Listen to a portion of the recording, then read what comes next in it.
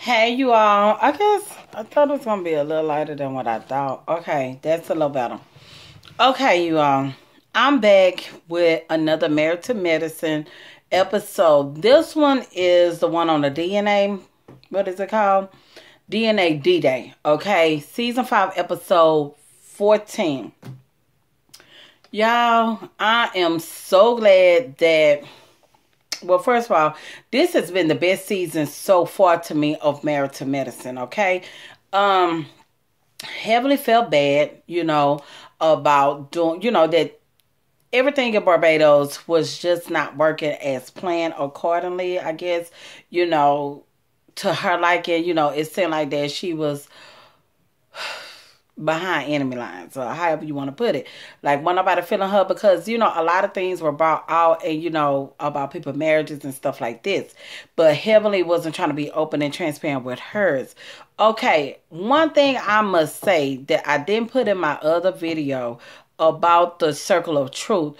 One thing that I did like was that Mariah was very transparent with what happened in her marriage, that he stepped out. And I'm like, yes, Mariah, this is what we've been waiting on, for you to be real, okay, with the group. Have some kind of common ground to let them know, you've been there too, something. So unfortunately, that's what happened. That's why Aiden was over there sitting like quiet as a church mouse. Well, he always quiet though. But anyway, so Heavenly was talking to Jewel, who knew that she used to do what she does, Jewel teeth and everything. And Jewel teeth look amazing. And the only thing that I didn't like about Jewel, as much as she tries to come off as being polished or whatever, those edges were horrible. I was so upset, and I thought Jewel looked really nice. And I was like, okay, because Jewel loves to give this polished look, okay? But those edges, baby, they was, I don't know what's going on. But I felt like they should have been sleeked back if you're going to wear that kind of ponytail. It's like her edges, something was going on. It's like she's missing, I don't know. But it's like next time... Jewel, you're not new to TV. They grab everything. So I just hope that the next time that she come on TV, that those edges are snatched. Okay? But anywho, let me just get into it. She was telling Heavenly that, it wasn't cool for her to not share with the group. But you want them to air out their dirty laundry. Which, it seems like that Damon and Jewel are the only people that can actually help Heavenly out, okay? So she decided that she was going to do, since they did the swab thing or whatever for the DNA box, which I'm very funny about that kind of stuff. But anyways, they did that, and she wanted to give everybody their results and everything else, and, dress in dashikis and everything. And I was like, this is so cool, I can't wait to see a Wakanda party, you know what I'm saying? That's what it was kind of giving me, because, Black Panther just came out. So... But we know that the taping of this was way before. But, okay, that was cool and everything else. And the thing is that everybody was on board. But, okay, let's switch over to Jackie. I thought Dr. Jackie being in her home, she has a beautiful home, by the way. But by her being in her home and, in her little ripped jeans and her little t-shirt, I'm like, okay, Dr. Jackie, she looked really cute to me. And, Curtis coming by and everything. I'm like, where's Curtis going with this luggage and everything? He was like, well, this is what I really have. And I'm just trying to figure out, she's like, well, come on in. He was not for sleeping in that guest room. He was like, that's not what we discussed and this and that or whatever. Yeah, Curtis, because you really thought you was really in that thing. But you should have known, and you knew, you had to know, because you didn't bring all your clothes back or whatever. You was going to test it out for a couple of nights or something. I don't really know. But he thought that he was going to be sleeping in that room, I guess, with Jackie. But I'm just trying to figure out, was there any monkey business going on in Barbados? Because, you know, the love language that Jackie was giving, like they were holding hands, she was leaning in on him and all of this other stuff. So I'm like, well, y'all humping on them twin beds? What's going, can you just see? That's a horrible sight, seeing Curtis' feet dangling over that bed, because he is huge, you know. Or did they put them beds together? I don't know. It's just okay. Let me get out of this site.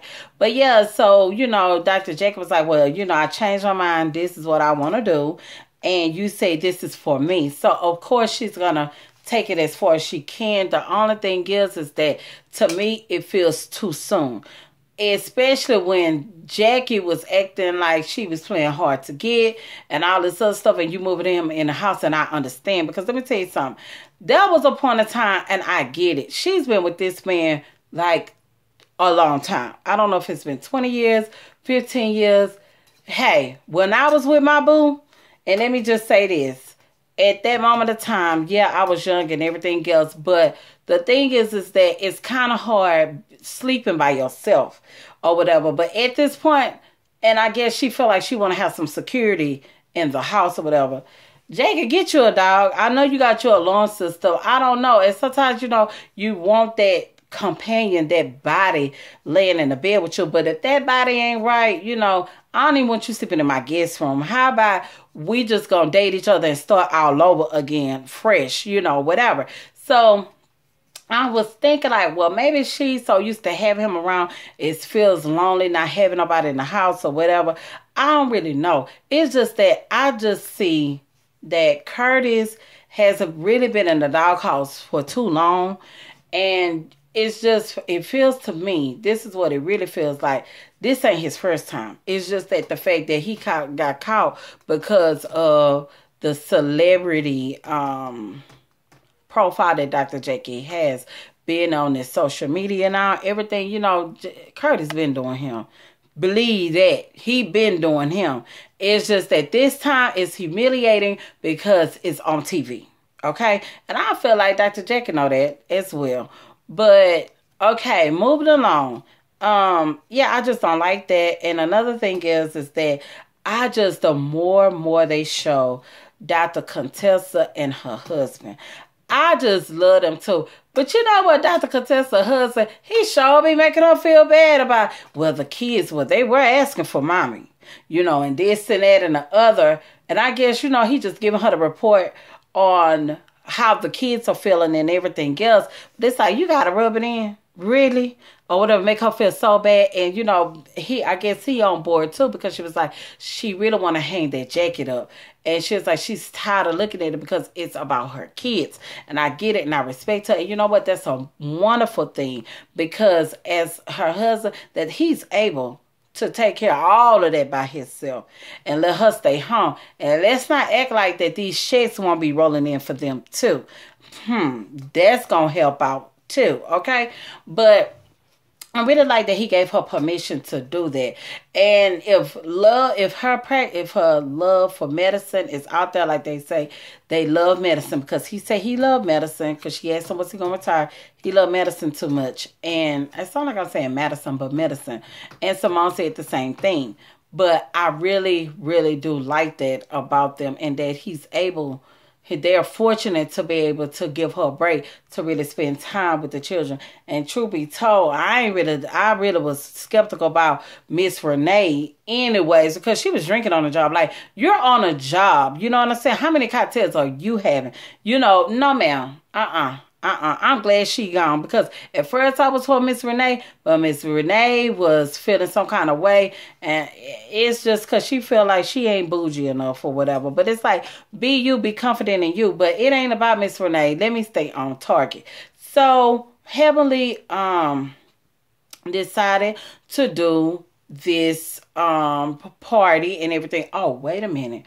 What about Quad husband and her meeting up with these relationship people, whatever? That first group came in, I forgot his name, Mark. Mark and his wife, they are such a cute couple. And the other people, well, both couples, they They look good with one. They complimented each other. But I felt so bad for Quad. I was ashamed. And I was so disappointed in the both of them. You know, it's like Greg act like he's really not getting it. And then let's be honest. Quad is very vague with her answers as well. Because at times I'm like, Quad, what are you trying to say? You know, give us some examples. What do you really mean? Because she be like, we're not emotionally connected. We're not, you know what? If you all are so, this is my thing. If you all have been so not emotional connected, he's not, y'all ain't been on that level. Because when people are emotionally connected, it's like a rhythm.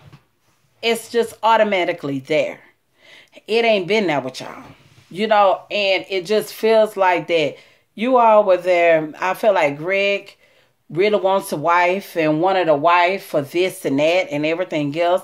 And I felt like that Quad was playing that role. Quad gives me that she's an opportunist. Maybe I'm wrong. Maybe they both are opportunists. But I felt like that she did her part. You know, as a woman, she had her career going for her. And she seemed like she cooks and everything. But with this show, it's just something how the shows, when they get one check after another, then here come another season, checks get bigger, you feeling, you're changing into something else. And I feel like that something has transpired. And it's like, I ain't feeling this no more. And I feel like I need to speak up for this.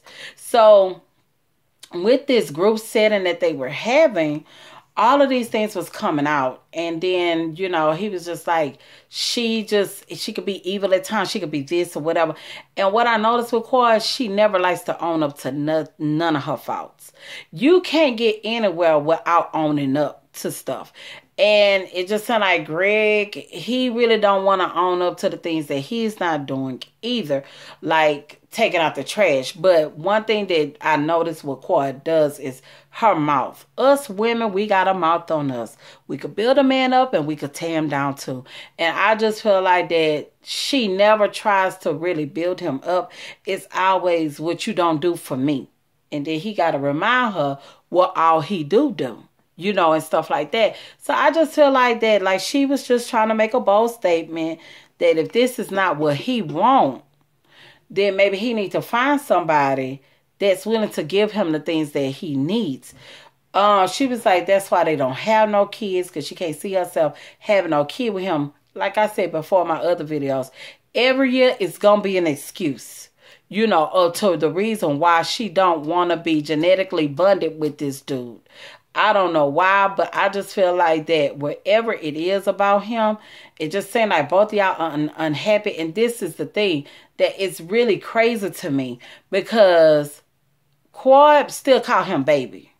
Quad still be trying to hold on to him at times. Like they'll hold each other hands. And I've noticed that. And before the couple got there, she was like, oh baby, something. So it's like, it's always like, either the flame there and then it goes out. It's like a quick flame, then it goes out. It's like, what are y'all doing? You know, these are really major problems, or you just trying to create a storyline, Quad? But it just seems very off balance. Very off balance, and you will never get anywhere until you be real with your own self.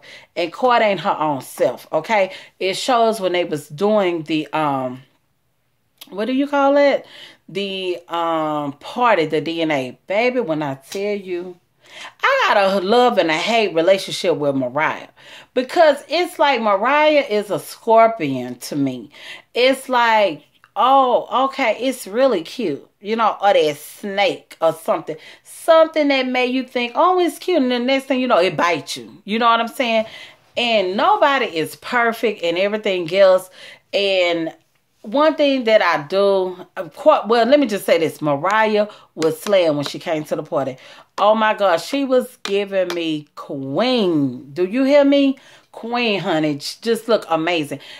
And I was still kind of lost with the attire with, what's his name? Aiden. And I was like, okay, maybe it was giving me like you're Indian. So you give me Indian. But then I was like, okay, maybe he's coming from being a Moor, because Moors come from Africa, okay? So I was like, and they wore turbans and everything else. And if you want to know a little bit about that, they were very smart. They established Europe and other places as well. Trust and believe, okay? So I was like, maybe he's being a Moor on that part. So I didn't like how Quad was trying to get at Contessa and trying to say maybe she got that on pro bono, because I thought Contessa slayed better than Quad. Quad looked like a joke to me. First of all, you had the ocean, the goddess, the fertility, and I think something else of whatever Beyonce was channeling, she was trying to wear that. And it looked like she got it from Party City, along with the feathers that she glued on this little thing on the back of her shirt. It was horrible and it looked cheesy. And I'm just like, you trying to sit here and call somebody out about their outfit, but she looked more Nubian than you. You look like a fraud that purchased all of that from Party City, like it came in a plastic bag. Like, okay, here's the African attire. Come with the feathers, come with the hair. Here you go. You know, and you probably added extra feathers to it to make it look like it was some. But it was a mess. That was a fail, okay? And I thought everybody else looked nice. Jackie, I expect that from Jackie. Jackie is Miss Bougie. She purchased her outfit from Saks, okay? But it was giving me Bam Bam from Fred Flintstones. You know, with the one thing, I didn't like it. I didn't like what Curtis had on either. It was just like, you had on Power to the People. Like, where's your dashiki, sir? And Heavenly husband, he wasn't feeling that dashiki. And her daughter, who I think is so cute with her little grown self. But I'm just like, you know, he was like, going along with it for his wife. And I get it. Damon got tired. They arguing at the table and stuff, and he dismissed himself, which I would have did the same thing. He's a grown man. He tired of that. He probably been at work all day trying to come out and support his wife. She making him wear this dashiki thing that he really not feeling and everything else. And it's just like, but I thought he looked really nice in it. But at the end of the day, it's just like too much. I ain't got time. I can go home for this. But was Eugene wrong for saying that they act like a bunch of ends or whatever? I guess, you know, it's funny because they could call each other bees and everything else. But I guess, you know, it's between the women. Don't get into the women's stuff. And, you know, it's okay, like Toya say, men, you know, good men make mistakes like good women do. But one thing that I do love, I love how the men pulled him to the side, told him what he needs to do to sit. I was like, man, that's what I'm talking about. I love that. I just love that. And he came back. He looking like he was the king of the tribe or whatever. He's coming to get things together and everything. And he said his piece.